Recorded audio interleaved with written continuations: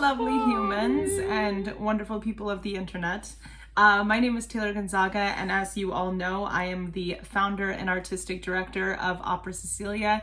If you're new here, it is so nice to meet you. If you are returning because you had watched one of my previous videos, thank you so much for continuing to support this channel, and don't forget to like and subscribe for more content from the Artistic Director React series here at the OC YouTube. I bet you're wondering what's going on with my face. So I am not a makeup artist by any means, but especially during the Halloween season, I like to have a lot of fun with my look.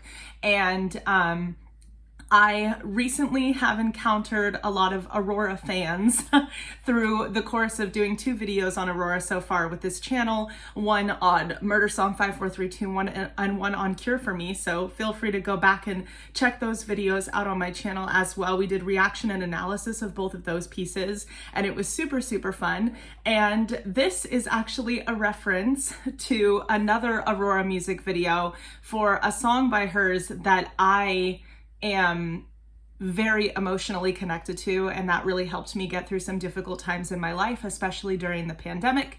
And so I just wanted to kind of give a little bit of an homage to that music video here. And if you are an Aurora fan or have checked out anything by Aurora, let me know which song of hers this look is from below. Today we are actually not going to be continuing with the Aurora series just yet. I have a lot more on her coming up, as well as some videos on some other artists. I wanted to apologize. Normally we have been in the rhythm, or trying to get into the rhythm, of uploading 2 videos a week. Last week we only got the Murder Song video up because I also had done a video of on Luciano Pavarotti, who is a famous opera singer who I absolutely adore. And I've been waiting to do that reaction video for a long time and was super excited about it. We finished it, we had it all edited and ready to upload, and then it got blocked in all territories because of, luckily it was not a strike, it was just a copyright claim.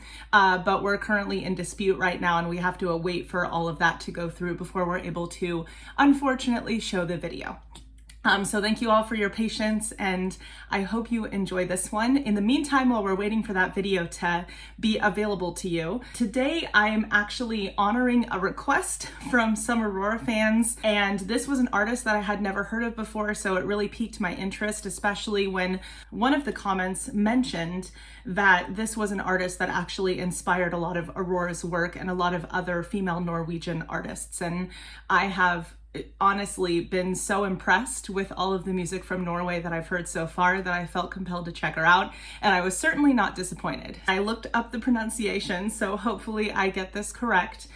Susanne Sundfør, absolutely gorgeous ballad that she wrote for a documentary that I think was premiering in Norway, and the ballad is called When the Lord.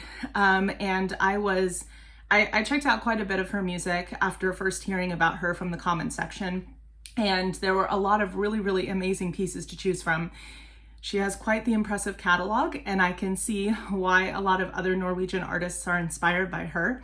This was the song that particularly moved me the most, but I would like to extend a little bit of another content caution, just like I did on the Murder Song video. This song discusses some pretty heavy subject matter, particularly revolving around eating disorders. I would like to reiterate that your mental health is more important than my view count. So feel free to skip through parts of this video where the song is playing or images from the video are playing, or just skip this video entirely if you feel like that subject matter is not right for your mental state at this time. And I completely 100% understand and love you and want to make sure that you're looking out for your health first and foremost. So anyway, let's get into the video. A little tiny bit of background information about her before I press play. So according to Wikipedia, which we know isn't always the most reliable of sources, but it was the most succinct kind of biography on her I was able to find. For those of you who aren't familiar with her, and I'm learning alongside you because this is a new artist to me as well. It says that she is a Norwegian singer-songwriter and record producer. She embarked on her musical career 2 years prior to the release of her debut album in 2007, it looks like, which reached number 3 on the Norwegian album chart. It was followed by Take One, which was a live album consisting of songs from her debut, and then her second studio album, The Brothel, was released in 2010 to commercial success in Norway, peaking at number 1 and becoming the best-selling album of that year. And then she's had some other more kind of like ambitious projects lately. She started with kind of piano-driven pop music, it sounds like, and then sort of evolved into some more ambitious and electronic sounds in her music. In 2011, she actually released a live instrumental album composed solely of synthesizers, and this is actually a collaborative piece that she wrote that we will be listening to today, because it's attached to a score that she made for a very, very interesting documentary that I definitely will have to check out at some point. I heard that it is very difficult to watch, but I also heard that it is very thought-provoking. I thought this was very interesting about Susanne. She, after attending a musical high school, she began making music as a hobby, and then it says she stated that she started playing music when she was 6, saying, "I would go to these classes where we would just sing and play the tambourine. You know, it wasn't really serious, but I liked it, so I started playing the violin when I was 8, then taking piano lessons when I was 9, and then singing lessons when I was 12. So she says that she was playing music at an early age, but she didn't really take it seriously until she reached more of like high school or teen years. And I just want to kind of like touch on that point real quick before we start the video. This this is why early music education is so important for kids, because beautiful artists like these come out of these experiences. It doesn't have to be too serious of a thing. You can just allow them to express themselves, and you never know who's going to end up impacting the world with their art later, or just becoming an incredible appreciator or connoisseur of the arts as an adult, because they were exposed to music and got the chance to find freedom within that musical expression from a very young age. This is actually, like I said, attached to a documentary, and it's based off of, I hope I'm pronouncing this name as well, Lene or Lane. I think it's Lane Marie Fossen, who was a photographer, who also struggled with anorexia for most of her life, and she talks about how her photographs are not necessarily about anorexia, but just about human suffering in general. And it says on the website for this piece of work, or this body of work, that she wanted to stop time 23 years ago. She was only 10 years old when she decided to stop eating and struggled with anorexia the rest of her life. She chose to be open about her disease and is best known for her beautiful and revealing self-portraits. Her soulful portraits of victims of the refugee crisis on the island of Chios in Greece also bear witness of a unique photographer and artist. Her last wish was that her work would be shared with as many people as possible. And so it looks like Susanne Sundfør, to collaborate, wanted to compose an original soundtrack for the film Self-Portrait, which is basically a documentary based off of this photographer. And apparently Fossen passed shortly after the art was created, after the movie was finalized. It's a Norwegian feature-length documentary that tells the story of Fossen, and it was released in Norway on the 17th of January 2020 with international distribution to follow. And the original soundtrack, I guess, is composed of mostly instrumental music, but it does have the vocal track on the album, and the premiere track is When the Lord, which is what we will be listening to now. So that's kind of the inspiration behind this piece, and I just thought that that was important to talk about at the beginning of this video. So thank you for going on a little bit of a nerdy research journey with me before we listen to the song. And I've listened to this a couple times so that I could kind of formulate what I wanted to talk about, and because I had a very extreme emotional reaction the first time I listened to this. I was very moved, and I wanted to make sure that I could talk. This is Susanne Sundfør singing When the Lord.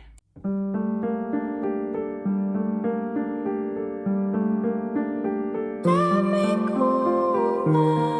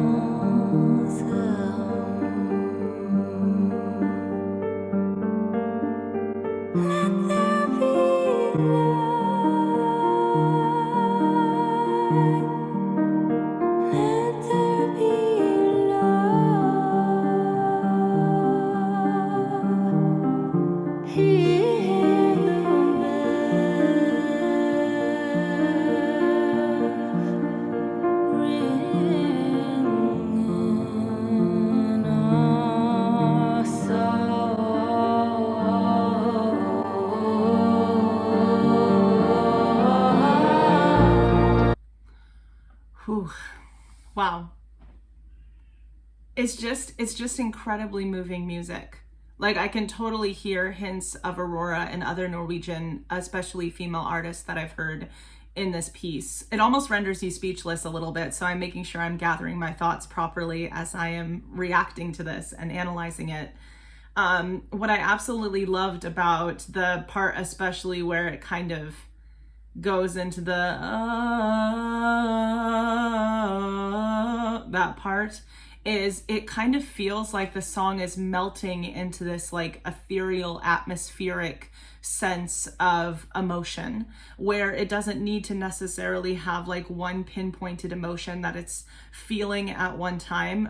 Actually, in Baroque music, we have this thing that we learned about in music history called the doctrine of affections, which is basically how in a lot of early music, especially in the Western tradition, it was kind of like you had to showcase one emotion at a time in a very organized manner. And we ended up kind of refuting that later in the Romantic period. And now in contemporary music, it's very, very commonplace for songs to be very emotionally complex. And the reason I bring that up is because that's what I sense from this piece, is that there's a sense of peace within it, but there's also this like foreboding tension of this person might be at peace, but they're kind of at peace within suffering. But then there's this sense of the celestial and the divine. And once it's all over, once we reach the end of our lives, we really are truly all the same. And there's peace at the end of all of it, and kind of the idea of finding peace through death. And how can human beings find peace even in the parts of their lives in which they suffer the most? And you feel the weight of this in the song. And I think it's the simplicity of it. It's not a super complicated format. It's kind of similar to Aurora's Murder Song in that way, that it has a simple format and a simple piano accompaniment underneath. But the way that they configured her voice in the studio using kind of echo, or whether they actually recorded this in a space that was super acoustic, that acoustic quality to her sound, that cathedral-like quality to her sound, adds to this like ethereal, celestial nature. So those are just some things I noticed right off the bat. You can hear the struggle of finding peace through suffering in this song. And I think that's what makes it so heavy and powerful and beautiful. What an incredible artist. Let's keep going.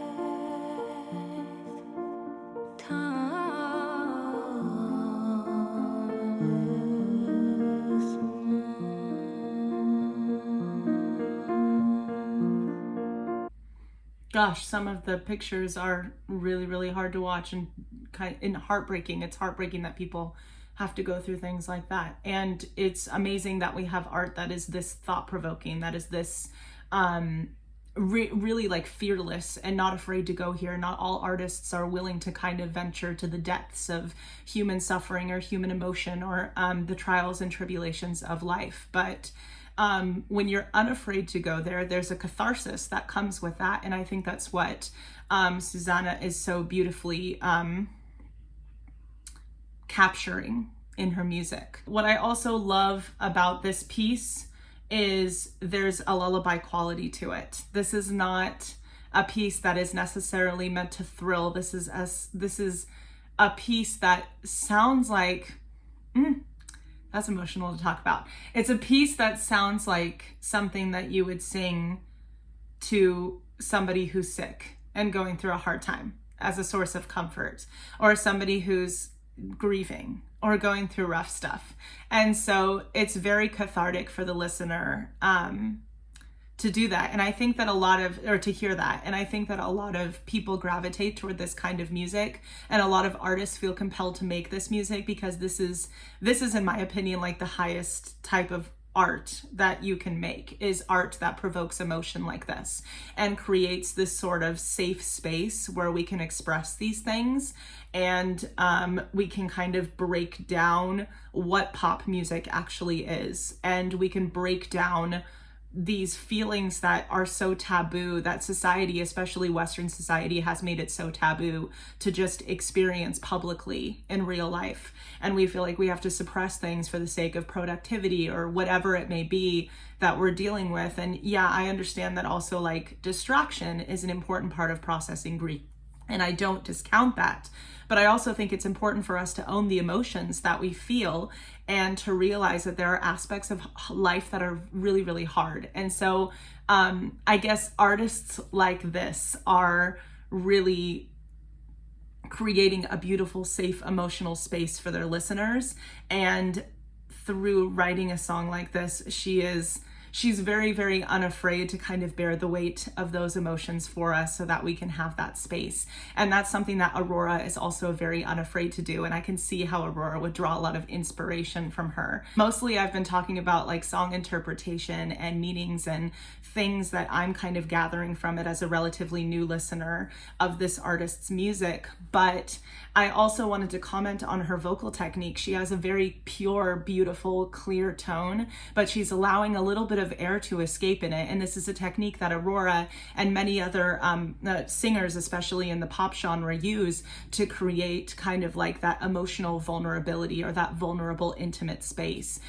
Even if you hear really, really mainstream artists like Ariana Grande, when they're singing songs like POV or things like that, you'll hear that kind of escaping air. And that doesn't necessarily mean that the tone is unsupported. It's a stylistic choice. And when it is a choice, when you have a really skilled vocalist doing it and they're oscillating back and forth between that pure, stronger tone and the tone that has a little bit of the air escaping into it, you get these beautiful layers of emotional nuance and vulnerability that make the song that much more effective and intimate for the listeners.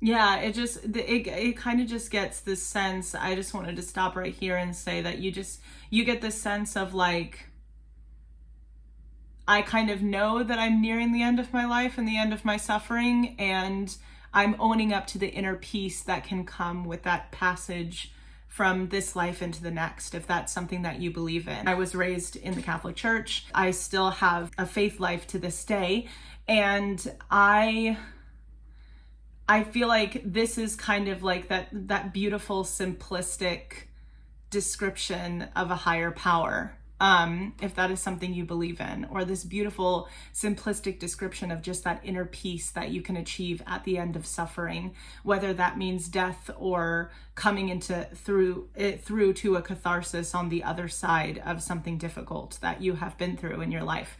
And just this this fearless showing of all of the different sides of life and the ability to have a spiritual experience through going through all of these things and realizing and owning the fact that we are complex beings and we will have high and low points in our lives, and that death is something that we all kind of have to grapple with, and a lot of us fear it immensely, but maybe it isn't something that we have to be so afraid of, and maybe it really is that simple, that just when the Lord descends upon you, or whatever you believe in, when you achieve that inner peace at the end of death, all of those worries fade away, just like the lyrics in the song say. And so this song explores so many different things, and no matter what your belief system is or your worldview is on death and suffering or anything like that, she seems to kind of touch everybody's emotions. This is a song that was very much written for everyone and doesn't discriminate against what path in life you may have come from. She's not afraid to write on the margins of the emotions that we're willing to own up to and feel in our Western society. She's not afraid to hang out there. And we need more artists that aren't afraid to hang out there, like Sundfør, like Aurora, like all of these people, because they're incredible and they provide such a comfort to their listeners. And so I feel like kind of a broken record in this video because I'm just so moved by this, and I am relatively new to this artist, and these are just kind of blanket observations that I'm making as sort of a first impression to her, because I literally have just been listening to her music this week. But oh man, it's just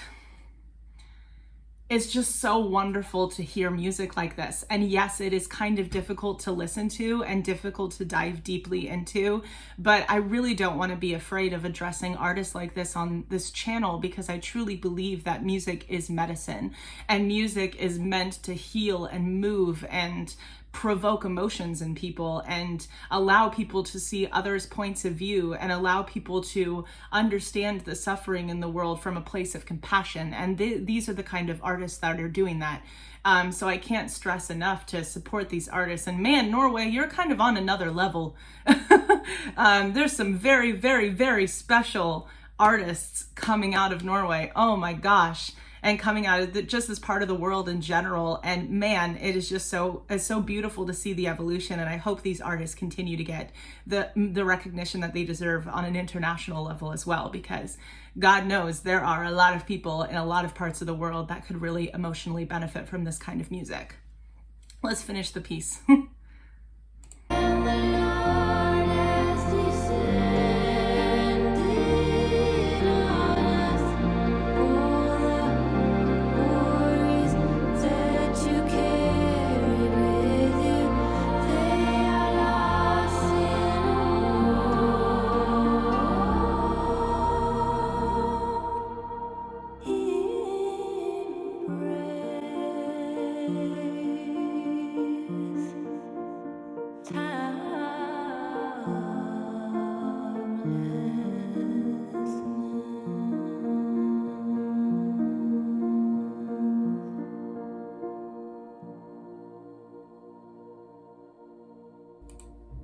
Yeah, how gorgeous was that? That's probably one of the most stunning pieces of contemporary music that I've heard, excuse me, in a really, really long time.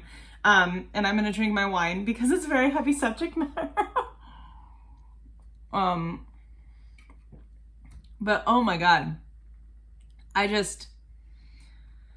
this is just such stunning music. It's so stunning. I keep saying that. I'm such a broken record in this video. Oh my God, I'm so dumbfounded by these artists that I'm finding. And I'm so thankful to everybody in the comment section that was willing to show this to me and willing to suggest these artists to me. I'm totally taking all of your recommendations into account. I have a lot to sift through, which is a privilege and an honor, but just know that I'm working really hard to honor as many of them on this channel as I can. And I so value your input. And if you have any other artists you would like to recommend to me, please tell me below, because I love having new material to react to. And what a blessing that I get to be introduced to new artists like this that I hadn't heard of before, through this community. And obviously I am not the omnipotent, all-knowing person on everything that is Norwegian music, or artists like Susanne and Aurora, but man, am I so happy to be going on this fun, nerdy journey with all of you where I get to experience these artists, and some of them for the first time, some of them I've been fans of for a while. I have an Aurora picture behind me up in this corner, if you hadn't told, and I'm wearing makeup from one of her music videos right now. So obviously I'm quite the Aurora fan and have been for a while, but there are so many new artists I'm getting introduced to as a result of being an Aurora fan and becoming a part of that community. So I'm just so appreciative to all of you for that. I also thank you so much for all of my Arianators, I think that's what she calls her fan club out there, that have loved up on the Ariana videos. There's more of those to come as well. And like I said, eventually the Luciano Pavarotti video will be up, and then we have some wonderful opera divas that I've also analyzed, because I do primarily come from an operatic background, and we do both classical and contemporary music on this channel. But very last comments here. This song has just been in my heart and mind and soul for the last few days especially, and I am just so moved by her, and I completely understand how so many other artists have been inspired by her. She is responsible for paving the way to kind of reinventing pop music as a genre in many ways, and I'm gonna continue to follow this wonderful woman's career, and man, I am just so thankful to be exposed to new music like this. That's really all I have to say. I hope all of you had absolutely wonderful Halloweens, and I hope you enjoyed my first impressions and my reaction of When the Lord by Susanne Sundfør.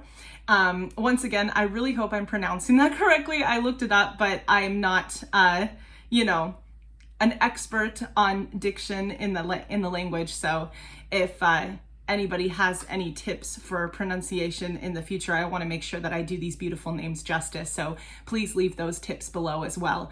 And I hope you enjoyed this, and I hope to see you all again around here soon. Have a wonderful rest of your day. Bye.